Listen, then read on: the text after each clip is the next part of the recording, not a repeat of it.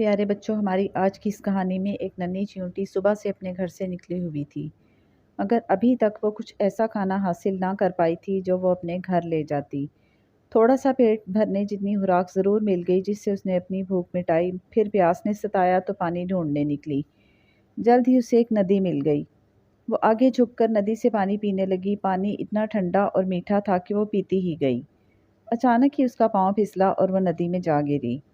پانی پینے میں ٹھنڈا ہونے کی وجہ سے جو مزہ دے رہا تھا اس میں گرنے پر چیونٹی کے ہوش ٹھکانے کے لیے کافی تھا۔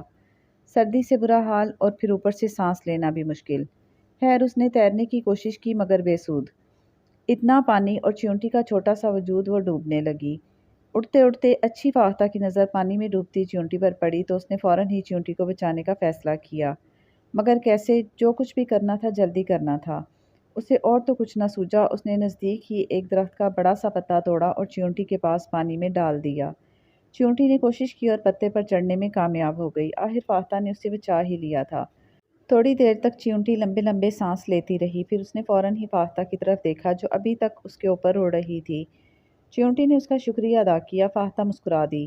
اس کی چھوٹی سی مدد نے کسی کی جان بچا لی تھی۔ پھر چیونٹی نے پتے پر بیٹھے بیٹھے اپنے آپ کو لہروں کے حوالے کر دیا۔ پتا پانی پر تیرتا جا رہا تھا اور اچھی فاختہ ساتھ ساتھ اوپر اڑ رہی تھی کہ کہیں پتا الٹ نہ جائے۔ آخرکار پتا ایک کنارے سے جا لگا اور چیونٹی پتے سے اتر کر زمین پر آ گئی۔ کھیت تھے، چیونٹی کھیتوں میں سے ہو کر آگے جانا چاہتی تھی۔ اسے محفوظ دیکھ کر فاختہ نے بھی واپس جانے کا ارادہ کیا۔ چیونٹی نے بھی اسے خدا حافظ کہا اور آگے چل دی۔ چند دن بعد وہی فاختہ اپنے گھر سے اڑی اور آسمان میں آگے بڑھنے لگی۔ وہ بھی دانہ دن کا چگنے نکلی تھی، مگر بے خبر تھی کہ ایک شکاری بندوق اٹھائے شکار کی تلاش میں تھا۔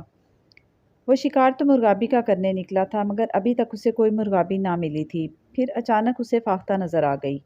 شکاری نے فاختہ کو ہی شکار کرنے کا سوچا۔ اس نے جیسے ہی نشانہ لے کر فائر کرنا چاہا، ایک چیونٹی نے زور سے اس کے پاؤں پر کاٹا۔ چیونٹی نے اتنی زور سے کاٹا تھا کہ شکاری کے منہ سے چیخ نکل گئی اور اس کا نشانہ چوک گیا اور گولی فاختہ کو لگنے کی بجائے کہیں اور چلی گئی۔ اصل میں یہ وہی چیونٹی تھی جسے چند دن پہلے فاختہ نے بچایا تھا۔ اسے فاختہ کا احسان یاد تھا، اس لیے وہ جب بھی گھر سے باہر ہوتی تو آسمان پر فاختہ کو ڈھونڈتی رہتی، اور اگر فاختہ اسے نظر آ جاتی تو وہ اسے احسان مند نظروں سے دیکھتی۔